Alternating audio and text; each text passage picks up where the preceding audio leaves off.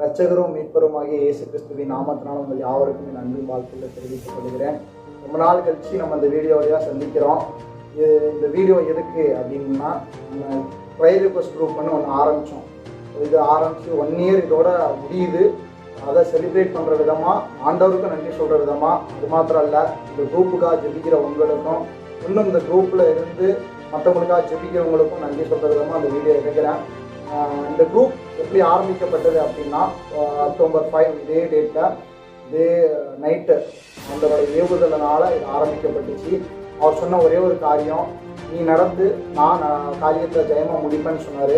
இந்தமாரி ஜப விண்ணப்பங்களை கூட வைப்பேன். ஒரு ஜப குறிப்பு உன்னை நோக்கி வரும்போது நீ அதற்காக ஜெபி, நான் அற்புதம் செய்வேன்னு சொல்லி கர்த்தர் எனக்கு வாக்கு பண்ணியிருந்தாரு. விசுவாசம். ஏன்னா இதை விட ஒரு பெரிய விஷயம் என்னென்னா, நான் ரசிக்கப்பட்டதே பெரிய விஷயம்.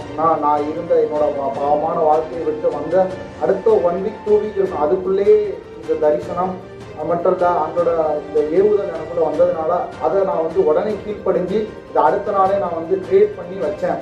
ஆனால் ஒரே ஒரு பயம் என்னென்னா இருந்தாலும், எனக்குள்ள இந்த குரூப்பை நான் ஆரம்பித்து எப்படி நான் நடத்தி கொண்டு போய், இந்த குரூப்பில் யார் வருவா, ஃபஸ்ட்டு இந்த குரூப்புக்கு யார் ஜெபம் பண்ணுறதுக்கு ரிக்வெஸ்ட் போடுவாங்க, இதெல்லாம் எனக்கு எதுவுமே தெரியாது. ஆனால் அவர் சொன்னார், அதனால் நான் செஞ்சு அதேமாரி நான் வச்சேன். ஜஸ்ட்டு வெறும் 10 பேர் எனக்கு தெரிஞ்சவங்களை வச்சு தான் ஃபஸ்ட்டு ஆரம்பித்தேன். இந்தமாரி தெரிஞ்சவங்களாக இருந்தாலும் கிறிஸ்டின்ஸ்லாம் அவங்களுக்கும் ஷேர் பண்ணி 10 பேர் தான், வெறும் 10 பேரோட இந்த குரூப் ஆரம்பித்தேன். ஆரம்பிக்கும் போது ஒரு வசனத்தோடு ஆரம்பித்தேன்.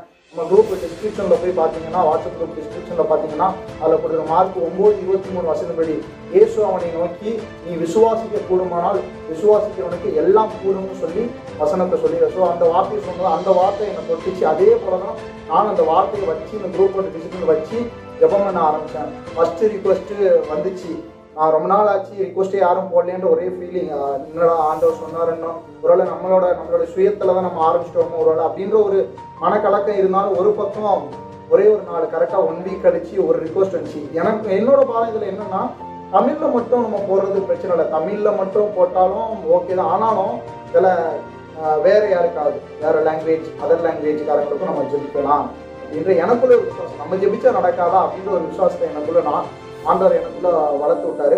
அந்த விசுவாசத்தில் நான் தமிழ், இங்கிலீஷ், மலையாளம், கன்னடம், ஹிந்தி, தெலுங்கு 6 லாங்குவேஜ்லையும் நம்ம ப்ரேயர் ரிக்வெஸ்ட்டை அக்செப்ட் பண்ணி ப்ரேயர் பண்ணலான்னு சொல்லி வச்சேன். ஸோ 6 லாங்குவேஜ் உள்ளவங்களுக்கும் நான் சென்ட் பண்ணேன். எனக்கு ஏற்கனவே தெரிஞ்ச சில ஆந்திரா, கொல்கத்தா, ஸோ பெங்களூர் இந்தமாரி இடங்களுக்கு போனதுனால அவங்களுக்கும் நான் ஷேர் பண்ணேன்.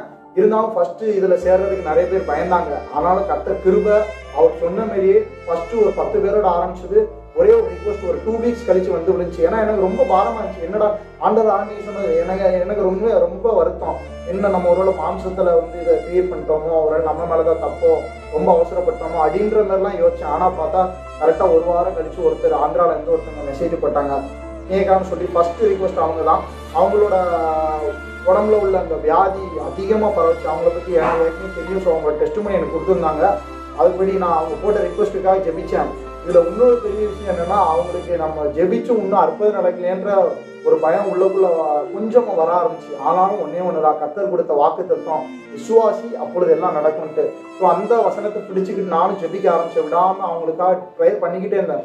கரெக்டாக ஒரு 3 வீக், கரெக்டாக 3 week கழிச்சு அவங்ககிட்ட ஒரு ரிப்ளை வருது. அதுக்கு முந்தின நாள் அவங்ககிட்ட ரிப்ளை வர்றதுக்கு முந்தின நாள் தான் உள்ளே ஃபீல் பண்ணுறேன், என்ன ஆண்டவரே இப்படி ஆரம்பிக்க சொன்னீங்க, நீங்கள் சொன்னதுனால ஆரம்பித்தேன். எனக்கு இன்னும் ஒரு பதிலும் வரலையே, இது வரைக்கும் யாருமே டெஸ்ட்மனி போடல, அப்புறம் எப்படி ஆண்டவரே உன்னோட நான் தான் மாம்சத்தில் ஆரம்பிச்சுட்டா என்னை மன்னிச்சிருங்க அப்படின்னு சொல்லிலாம் என்னெல்லாமோ ப்ரேயர் பண்ணேன். ஆனால் லாஸ்ட்டு பார்த்தா அவங்க ஒரு நாளைக்கு நான் முந்தின நாள் ப்ரேயர் பண்ணி அடுத்த நாள் எனக்கு கால் வருது. ஏன்னா அவங்களால சுத்தமாக பேச முடியாது, நடக்க முடியாது. இருந்தாலும் காட் கிரேஸ், அவங்க பெரிய விஷயத்தில் அந்த பெட்டில் உள்ள அந்த ப்ராப்ளம் எல்லாமே சால்வ் ஆகி நார்மலாக எந்திச்சு நடக்கிற அளவுக்கு ஆண்டவர் மாற்றிருக்காரு. அது பெரிய டெஸ்டிமோனியமாக விழுந்துச்சு. அதை அவங்க ஃபஸ்ட்டு ஷேர் பண்ணாங்க, இந்தமாரி எனக்கு நடந்துச்சுன்னு சொல்லி. ஸோ இந்த டெஸ்டிமோனியை ஃபஸ்ட்டு ஷேர் பண்ண எல்லாருக்கும். அதுக்கப்புறம் போக போக போக 10ல் இருந்து அப்படியே கொஞ்சமாக அவங்க இன்னொருத்தங்களுக்கு ஷேர் பண்ண, இன்னொருத்தங்க நமக்கு அவங்களோட ஃப்ரெண்ட்ஸுக்கு ஷேர் பண்ண, அவங்களோட ரிலேஷனுக்கு ஷேர் பண்ண, அப்படியே போய் இப்போ வரைக்கும் 72 பேர் வந்திருக்காங்க. இது கர்த்தருடைய பெரிதான கிருபை. அது மட்டும் இல்லை, இதில் பெரிய மெயின் சாட்சி எப்படி வந்துச்சு அப்படின்னா, ஒரு குழந்தை நம்மளோட சேனலில் அதோட லிங்க்கை நான் கீழே டிஸ்கிரிப்ஷனில் பண்ணுறேன். அந்த நம்மளோட சேனல் டிஸ்கிரிப்ஷனில் நான் அதை உங்களுக்கு லிங்க்கை கொடுத்துருக்கேன். ஸோ அதை செக் பண்ணுங்கள். அந்த குழந்தையோட சாட்சியம் இதுவரைக்கும் இவ்வளோ பேரை கொண்டு வர்றதுக்கு பெரிய ஒரு ஊன்றுகோலாக நின்றுருக்கு. ஏன்னா கர்த்தர் அவ்வளோ பெரிய அற்புதத்தை செய்வாரான்றது இப்போ வரைக்கும் என்னாலே அதை நம்ப முடியல. கர்த்தர் இவ்வளோ தாண்டி என்ன நம்மளே எடுத்து பயன்படுத்துகிறாரா? ஏன்னா நான் இருந்த வாழ்க்கையும் கர்த்தர் நம்மளை பயன்படுத்துகிற இதுக்கும் ரொம்ப டிஃப்ரெண்ட் இருக்குது. ஸோ ஆண்டவர் எல்லார் மேலேயுமே அன்பாக இருக்கிறாரு. ஆண்டவர் கண்டிப்பாக எல்லாரோட பெயரையும் கேட்குறாருன்றது உண்மை ஒரு பக்கம். இருந்தாலும் அவர் கொடுத்த வாக்கு தத்தங்கள் நிறைவேற வரைக்கும் நம்ம கேட்டுக்கிட்டே இருக்கணும். ஸோ இன்னொன்று என்னன்னா, இந்த குழந்தையோட சாட்சி தான் நான் பெரிய திருப்பத்தையே கொண்டு வச்சிருக்கேன் குரூப்பில். இந்த குழந்தை உயிர் பொழைக்காதுன்னு சொன்ன டாக்டர்ஸ் எந்த டாக்டர் சொன்னாங்களோ இந்த குழந்தைக்காக நாங்கள் ஜெபிக்க ஆரம்பித்தோம்.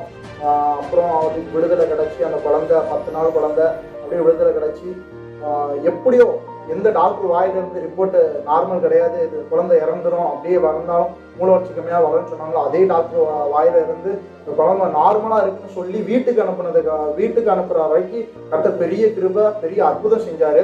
இதில் பெரிய விஷயம், இன்னொரு பெரிய விஷயம் என்னென்னா, நான் ஃபஸ்ட்டு தனியாளாக இருந்து ஜெபிக்க ஆரம்பித்தேன். இப்போ 9 குரூப் அட்மின்ஸ் இருக்காங்க ஜெபிக்கிறதுக்கு.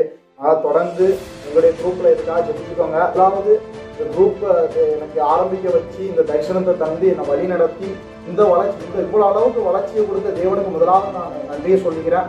அப்புறம் எனக்காகவும் இந்த ப்ரேயர் ரிக்வெஸ்ட் ஜெபிக்கிற உங்களுக்கும் நன்றி கடன் பட்டிருக்கேன். அது மாத்திரம் இல்லை, குரூப் அட்மின்ஸ் உங்களுக்கும் நன்றி. ஏன்னா விடாமல் என் கூட சேர்ந்து நீங்களும் ஜெபிச்சிருக்கீங்க. எவ்வளோ ப்ரேயர் ரிக்வெஸ்ட் வந்திருக்கு இது வரைக்கும், அது கேட்கப்பட்டிருக்கு. அது மாத்திரம் இல்லை, நிறைய பேர் ப்ரேயர் ரிக்வெஸ்ட் போட்டு அது அவங்களுக்கு கிடச்சி சில பேர் வெளியும் போயிருக்காங்க. இருந்தாலும் நிறைய பேர் நம்ம ப்ரேயர் ரிக்வெஸ்ட் இருக்குது, ஸோ அதையும் கொடுக்கணும்னு சொல்லி கொடுத்துக்கிட்டே இருக்கீங்க. இன்னும் நீங்கள் விசுவாசத்தோடு கொடுங்க, கர்த்தர் அற்புதம் செய்வார். அதே வசனத்தை மீண்டும் சொல்கிறேன், விசுவாசிக்கிறவனுக்கு எல்லாம் கூடும். விசுவாசா தான் எல்லாமே நடக்கும். நீங்கள் விசுவாசிங்க. ப்ரேயர் ரிக்வெஸ்ட் உங்களுக்கு நிறைய பேருக்கு நீங்கள் சென்ட் பண்ணுங்கள். தேங்க்யூ. கர்த்தர் உங்களை ஆசீர்வதிப்பார்.